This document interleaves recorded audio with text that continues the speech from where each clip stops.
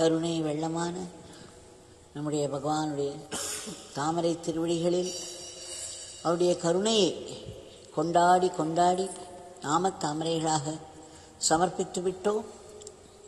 இப்பொழுதுதான் தொடங்கியிருக்கும் இந்த நாள் முழுவதும் நம்மால் முடிந்தவரை ஆனந்தமாக நாமம் சொல்லிக்கொண்டே இருக்க வேண்டும். அதே சமயம் கையில் விழும் வேலைகளை எல்லாம் பகவானுடைய வேலைகளாக பாவித்து அவர் கையில் நாம் ஒரு கருவி மாத்திரமே என்ற உண்மை உணர்வோடு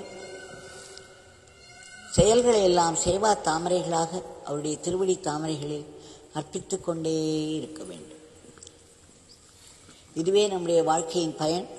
இதற்கு மேல் என்ன இருந்தாலும் அதை அவரே நமக்கு கொடுப்பார். இன்றைய பிரார்த்தனை, பகவான் தங்களிடம் மீண்டும் மீண்டும் வேண்டிக் கொள்கிறோம், கோட்டி கோட்டி முறை வேண்டிக் கொள்கிறோம். அது ஒன்றுதான் எங்களால் செய்ய முடியும். தாங்கள் உடனடியாக பெரும் கருணையோடு குறுக்கிட்டு இந்த உலகத்தின் போக்கை முற்றிலும் மாற்ற வேண்டும். இந்த உலகத்தில் இப்பொழுது வன்முறை சம்பவங்கள் அதிகமாகிவிட்டன. எதற்கெடுத்தாலும் தவறாகவே புரிந்து கொள்வது, பகை உணர்ச்சியை பலவிதங்களில் காட்டுவது, வன்முறை சம்பவங்களில் ஈடுபட்டு ஆட்களை கொல்வது, இறைவனுடைய பெயரில் கூட வேதம் கற்பித்து இறைவன் பெயராலேயே ஒருவரை ஒருவர் அடித்துக் கொள்ளும் வன்மை பார்த்து கொண்டிருக்கிறோம். மனம் பதைபதைக்கிறது. எந்த ஒரு இறைவனும் இந்த மாதிரியான வன்முறை சம்பவங்களை ஆதரிக்க மாட்டார். பிரபஞ்சத்தின் நாயகனான தாங்கள் பெரும் கருணையோடு இந்த உலகத்தில் மீண்டும் அமைதி, சமாதானம், ஒற்றுமை, ஒழுங்கு, கட்டுப்பாடு, நல்லிணக்கம் இவற்றை மக்களிடையே கொண்டு வர வேண்டும். மக்கள் ஒரு தார்மீக வாழ்க்கை இறைவன் நினைப்போடு வாழ வேண்டும். ஏற்கனவே நடந்து கொண்டிருக்கும் வன்முறை போர்களை எல்லாம் தாங்கள் உடனடியாக நிறுத்தி அமைதியும் சமாதானத்தையும் நிலவச் செய்ய வேண்டும். இந்த உலகம் முழுவதையுமே தாங்கள் ஆசீர்வதித்து யாருடைய மனதிலும் பகையுணர்ச்சி எழாமல், போர் என்ற எண்ணம் எழாமல் பார்த்து கொள்ள வேண்டும், காக்க வேண்டும் என்று வேண்டுகிறோம். இதற்கும் மேலாக திடும் திடும் என்று நம்மை வந்து தாக்கும் கொடிய நோய்கள், வன்முறை மிக்க இயற்கையின் சீற்றங்கள், கோர விபத்துக்கள் இவற்றை தாங்கள் கட்டுக்குள் வைக்க வேண்டும். இதற்கும் மேலாக மக்கள் மனதில் உள்ள எதிர்மறை எண்ணங்களை எல்லாம் தாங்கள் அழிக்க வேண்டும். உயர்ந்த சிந்தனைகளால் மனம் நிரம்ப வேண்டும். இந்த உலகத்தில் எந்த நாட்டைச் சேர்ந்தவர்களாயினும் சரி, எந்த தெய்வத்தை வழிபடுபவர்களாயினும் சரி, எல்லோருமே ஏதேதோ துன்பங்களில் சிக்கிக் கொள்கிறார்கள். மீண்டு வர முடியாமல், உதவி இல்லாமல், பாதுகாப்பு இல்லாமல் தவித்துக் கொண்டிருப்பதை பார்க்கிறோம். இதற்கு காரணம் அவரவர்களுடைய பிராரப்த கர்மம் என்று சொல்லக்கூடிய பூர்வ ஜென்ம வினைப்பை. இதை கர்ம விதி என்று சொல்வார்கள். ஆனால் இதுதான் உண்மையில் இறைவனுடைய நீதி. மனிதனுடைய நீதியானது பல விதமான கண்டிஷன்ஸ்க்கு உட்பட்டது. அதை விலை கொடுத்து வாங்கிவிடலாம், பதவியின் அதிகாரத்தில் அடக்கிவிடலாம். ஆனால் இந்த கர்ம விதி, அதாவது இறைவனின் நீதியை நாம் ஒன்றுமே செய்து கொள்ள முடியாது. அது துல்லியமாக செயல்படும், கடுமையாக செயல்படும். ஆனால் இதற்கும் மேலே கடவுள் ஒன்றை வைத்திருக்கிறார். அதுதான் காரணமற்ற கருணை, அவ்வியாஜ கருணாமூர்த்தி என்று பகவானை நாம் தினம் தினம் சொல்கிறோம். அது பகவானுடைய பேரன்பு நம்மேல் வைத்திருக்கும் பெரும் பற்றினால், அவருடைய தயாள குணத்தினால் வருகிறது. நாம் அவரிடம் அதற்காக பிரார்த்தித்து கொண்டு அவருடைய அருளானது இந்த உலகத்தில் உள்ள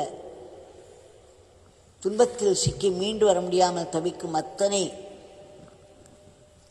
பேருக்கும் சென்று அடைந்து அவர்களுக்கெல்லாம் அதிலிருந்து ஒரு மீட்பு ஏற்பட்டு ஒரு உயர்ந்த வாழ்க்கை அமைய வேண்டும் என்று வேண்டிக் கொள்கிறோம். சுயநலமின்றி மற்றவர்களுக்காக எப்பொழுதும் உழைத்துக் கொண்டிருக்கும் நல்ல ஆத்மாக்களை பழி பாவங்களிலிருந்து தாங்கள் காப்பாற்ற வேண்டும். நாட்டின் பொருளாதாரத்துக்கு ஒரு பெரிய ஏற்றத்தை தர வேண்டும். நாடு பல துறைகளில் மிக சிறப்பாக முன்னேறி உன்னத நிலையில் விஸ்வகுருவாக இருந்த இந்த உலகத்தையே தர்மத்தின் வழியில் நடத்திச் செல்ல வேண்டும்.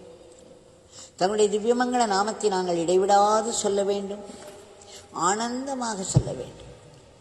தங்களுடைய லீலைகளையும் உபதேசங்களையும் திரும்ப திரும்ப மனதிற்கு கொண்டு வந்து அசை போட்டு அவற்றையெல்லாம் ஆத்மசக்தியாக மாற்றிக்கொள்ள வேண்டும். தங்களுடைய கைகளிலே நாங்கள் சாத்வீக கருவிகளாக மட்டுமே இருக்க வேண்டும். தப்பி தவறி கூட ராட்சச கருவிகளாக ஆகிவிடக்கூடாது. அது எங்களால் முடியவே முடியாது. தங்கள் அருள் இருந்தால் மட்டுமே அது சாத்தியம். எங்களுடைய அன்றாட வாழ்க்கையை தங்களுக்கு அர்ப்பணமாய் நாங்கள் செய்ய வேண்டும். இல்லை என்றால் மாயை என்ற குழிக்குள் நாம் எளிதாக விழுந்து விடுவோம். எழுந்து வருவதற்கு எத்தனை வருடங்கள் ஆகுமோ, எத்தனை ஜென்மங்கள் ஆகுமோ தெரியாது. தங்களுடைய பேரானந்த பிரம்மானந்த நிலை எங்களுக்கும் கிட்ட வேண்டும். ஆனால் அதற்கு எங்கள் மனம் முற்றிலும் தூய்மையாக வேண்டும். நம் மனதிலோ ஆசா பாசங்கள் காடு போல் வளர்ந்து கிடக்கிறது. உலக ஆசைகள் நிரம்பி இருக்கிறது. இந்த மனதிற்கு ஆற்றல் குறைவு, சக்தி குறைவு, பலகீனம் அதிகம். ஆகையினால் திடும் என்று ஏதேதோ ஒரு பயம் வந்து தாக்கும். ஏன் பயப்படுகிறோம், எதற்கு பயப்படுகிறோம் என்று கூட தெரியாது. இந்த பயம் தொடர்ந்து இருந்து கொண்டே இருக்கும். சில சமயம் ஆட்கொல்லியாக மாறிவிடும். அதேபோல் விஷம் போன்ற கோபம். அந்த கோபத்தில் நாம் வார்த்தைகளை நெருப்பாக மற்றவர்கள் மேல் கொட்டிவிடுகிறோம். ஆக நாம் மேலும் மேலும் கர்ம வினைகளை பெருக்கிக் கொள்கிறோம். ஒவ்வொரு வார்த்தையும் ஒரு பிறப்பாகிவிடும். அது மட்டுமல்ல, பொறாமையினால்தான் கோபமே வருகிறது. அந்த கோபப்படும் பொழுது உடலில் ஒரு விஷம் உண்டாகும். அந்த விஷம் முதலில் கோபப்படுபவரை தாக்கும். அதற்கு பிறகுதான் யார் அதற்கு காரணமோ அவர்களிடம் செல்லும். இது பல பேர்கள் உணர்வதே இல்லை.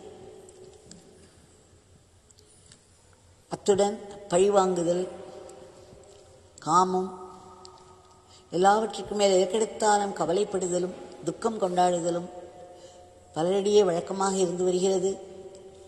இதனால் என்ன நேர்கிறது? மன உளைச்சல் மருந்து வாழ்க்கையாகி விடுகிறது. எத்தனை ஆசீர்வாதங்கள் நமக்கு ஏற்கனவே கிடைத்திருந்தாலும் இல்லாத ஒன்றை பிடித்துக் கொள்வோம். நம்மை மற்றவர்களோடு ஒப்பிட்டுக் கொள்வோம். அந்த ஒன்றை பிடித்து அதை பெரிதாக்கி கடைசியில் மன உளைச்சலில் விழுந்துவிடும். நம்முடைய பகவான் சொல்கிறார், இறை நாமம் பெரும் ஆற்றல் மிக்க ஆயுதம், அணுகுண்டு போன்ற ஆயுதம். அதை நாம் சொல்ல சொல்ல சொல்ல அதனுடைய சக்தியானது நம்முடைய பூர்வ கர்மாக்களை எல்லாம் சாப்பிட்டு விடும். இனி பாவம் செய்யாமல் தடுத்து விடும். அது மட்டுமல்ல, நம் பூர்வ ஜென்ம கர்மாக்கள் நம்முடைய மனதிலே வாசனைகளாக மிகவும் ஆழத்தில் வேரூன்றி இருக்கும். அவைதான் நாம் மேலும் மேலும் இந்த ஜென்மத்தில் உலக விஷயங்களோடு சேரும் பொழுது புது கர்ம வினைகளாக ஆகிவிடுகிறது. இந்த வாசனைகளையே அழிக்கும் ஆற்றல் கொண்டது நாமம். ஏனென்றால் அந்த நாமம்தான் நாமி. அதனால்தான் பகவான் சொல்வார், நாமத்தை சொல்பவர்கள் பிரார்த்தனை என்று தனியே செய்யக்கூட வேண்டாம், அந்த நாமமே எல்லாவற்றையும் பார்த்துக்கொள்ளும். ஏனென்றால் நாமம் என்பது நாமி. ஒரு நாமம் கூட வீணாகாது என்றும் சொல்லியிருக்கிறார். அந்த நாமத்தை சொல்லும் பொழுது அந்த நாமி அந்த இடத்திலே பிரசன்னமாகி விடுகிறார். நம் கண்களுக்கு தெரிவதில்லை, நம் மனதிற்கு கூட தெரிவதில்லை. ஏனென்றால் அந்த மனம் பாசி படிந்த அழுக்கு படிந்த கண்ணாடியாக இருக்கிறது. ஆனால் அவருடைய இருப்பு என்பது சத்தியம். ஆக நாம் நாமத்தை சொல்லி கூப்பிடும் பொழுது அவர் உடனே பிரசன்னமாகி விடுகிறார், நம்மை உற்று நோக்குகிறார். நம் மனதில் உள்ள போராட்டங்கள் அவருக்கு நன்கு தெரியும், நம்முடைய பிரார்த்தனைகள் அவருக்கு நன்கு தெரியும்.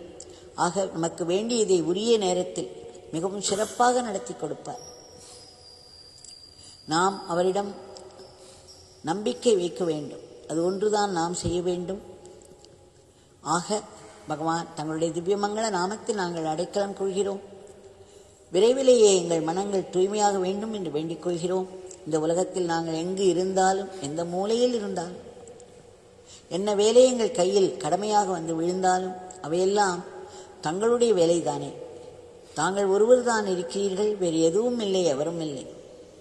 ஆக அவையெல்லாம் தங்களுடைய சேவையாக ஆனந்தமாக செய்ய வேண்டும். போட்டி பொறாமை பொச்சரிப்பின்றி செய்ய வேண்டும். அப்பொழுதுதான் நாம் செய்யும் செயல்கள் ஆத்ம சக்தியாக மாறும். இல்லையென்றால் நாம் எவ்வளவு சேவை செய்தாலும் நம்முடைய பொறாமை, ஒப்பிடுதல், அதனால் வரக்கூடிய கோபம், தாபங்கள் இவையெல்லாம் அந்த ஆத்ம சக்தியை அழித்து நம்மை கீழே தள்ளிவிடும். மிக எளிதாக நாம் அந்த மாயை குழியில் மாட்டிக்கொள்வோம். தங்களிடம் வேண்டிக் கொள்கிறோம், தங்களுடைய பேர் அருளால் மட்டுமே இது சாத்தியம். மேலும் வாழ்க்கை என்ன கொண்டு வந்து கொடுக்கிறதோ, சுகமோ துக்கமோ, அது தங்களுடைய இச்சையினால் வருகிறது. தங்களிடம் இருந்து வருவது எங்களுடைய கர்மவினைக்கு ஏற்றவாறு ஒரு தண்டனையாக இருந்தால் கூட அந்த தண்டனையிலும் தாங்கள் ஒரு பெரும் ஆசீர்வாதத்தை வைத்து தருகிறீர்கள். அது தங்களிடம் வருகிறது என்ற உண்மை எங்களுக்கு புலப்படும் பொழுது அதை நாம் ஆசீர்வாதமாக மட்டுமே பார்க்க வேண்டும்.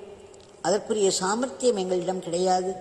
அதனால் தங்களிடம் மீண்டும் மீண்டும் வேண்டிக் கொள்கிறோம். தங்களுடைய ஆசீர்வாதத்தினால் நாங்கள் வாழ்க்கையில் வரும் ஒவ்வொரு துன்பத்தையும் துயரத்தையும் பிடிவாதமாக ஆசீர்வாதமாக மட்டுமே ஏற்றுக்கொண்டோமானால் அது எப்பேற்பட்ட பெரும் நன்மையை நமக்கு அது செய்கிறது என்று பார்க்க முடியும்.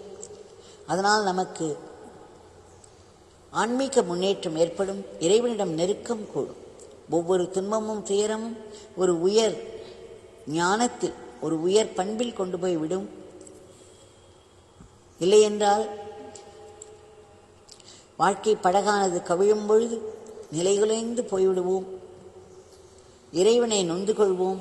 நம்மை கைவிட்டு விட்டார் என்று சொல்லி அவரிடமிருந்து நகர்ந்து இதைவிட ஒரு ஒரு கடவுள் இருக்கிறாரா, அவரை தேடி போவோம் என்று ஆரம்பித்து விடுவோம். அது மட்டுமல்ல, மற்றவர்களையெல்லாம் தங்களுடைய தோல்விக்கு அவர்களே காரணம் என்று வெறுப்போடு குற்றம் சாட்டி மேலும் மேலும் கர்மாக்களை பெருக்கிக் கொண்டே போவோம். பகவான் தங்களிடம் நாங்கள் வேண்டிக் கொள்கிறோம், பெரும் கருணையோடு தங்களிடம் நாங்கள் எப்பொழுதும் நன்றியோடு இருப்பதற்கு ஆசீர்வதிக்க வேண்டும். உலகத்தில் உள்ள ஜீவராசிகள் அனைத்துக்கும் தங்களுடைய சக்தி மிகு ஆசீர்வாதங்கள் கிடைத்து அவைகளுக்கெல்லாம் ஒரு மேன்மை கிட்ட வேண்டும். இறுதியாக இந்த கொடிய பிறப்பு இறப்பு சுழலில் இருந்து நாங்கள் முற்றிலும் விடுபட வேண்டும். இதற்கு அடிப்படை காரணமாக இருக்கக்கூடிய அகம்பாவம், சுயநலம், நான், எனது, எனக்கு வேண்டும், இல்லை என்றால் என்னை சார்ந்தவர்களுக்கு வேண்டும் என்றுதானே நாம் நினைக்கிறோம். அதனால்தான் நமக்கு கோபம் வருகிறது. ஆக இந்த அகம்பாவத்தின் கொடுமையிலிருந்து நாங்கள் மீள வேண்டும் என்றால் தாங்கள் இந்த அகம்பாவத்தை வேறறுத்து ஆத்ம பாவத்தை ஓங்கச் செய்து மரணமில்லா பெருவாழ்வை எங்கள் அனைவருக்கும் தந்தருள வேண்டும் என்று ஆத்மார்த்தமாய் மீண்டும் மீண்டும் மீண்டும் வேண்டிக் கொள்கிறோம். வேண்டிக் கொண்டே இருப்போம். ஜெய் யோகிராம் சுரத்குமார்.